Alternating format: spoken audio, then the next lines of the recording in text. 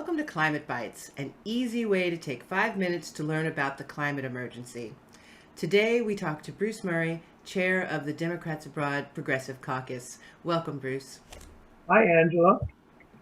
So what have you got for us today, Bruce? Well, I want to talk a little bit about climate justice.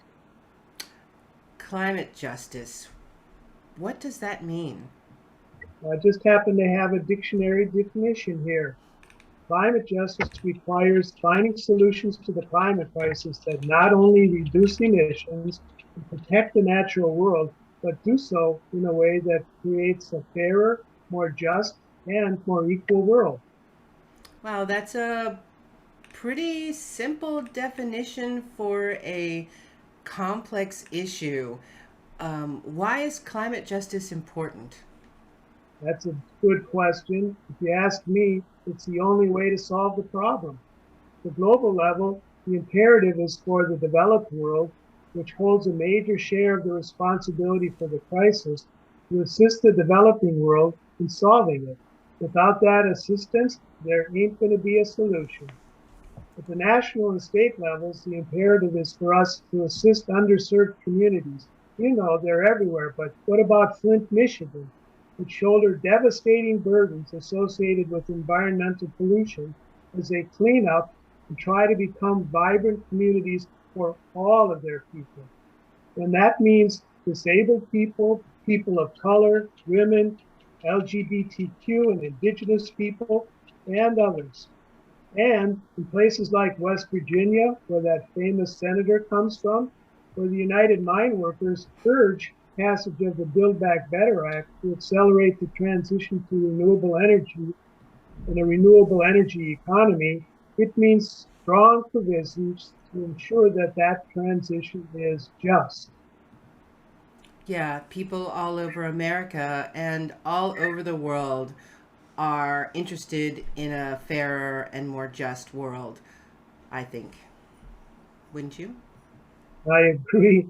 I, Yes. Absolutely. After 200 years plus of the developed world polluting the entire planet, the developing world isn't feeling so good about saying, "Oh, sure, we'll do exactly what you want us to do." No, we need a little help. Yes. And so, in order to give people a little help, what can we do to ensure climate justice? Well, we can demand that political leaders in the United States and elsewhere in the developed world help. They have pledged 100 billion annually in the Paris Agreement, but they haven't delivered. It's time to belly up.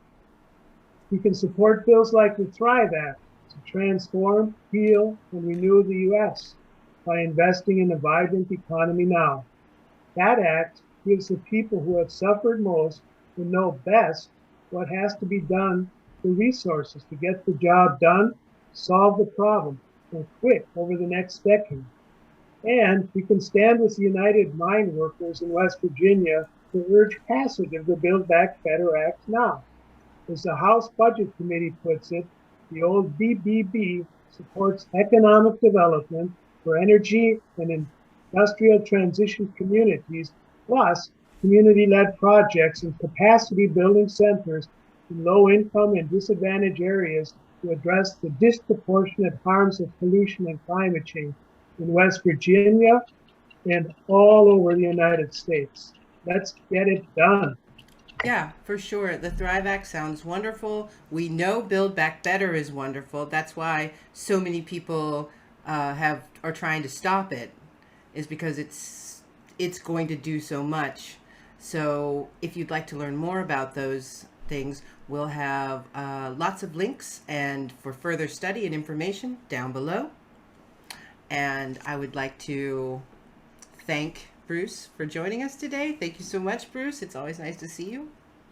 Nice to see you too. I like to work with you as a team. Me too. And everyone, remember, we're not saving the planet. We're saving our own lives. So take care of the climate. Thanks a lot, Bruce. And we'll see you all next time. Bye-bye.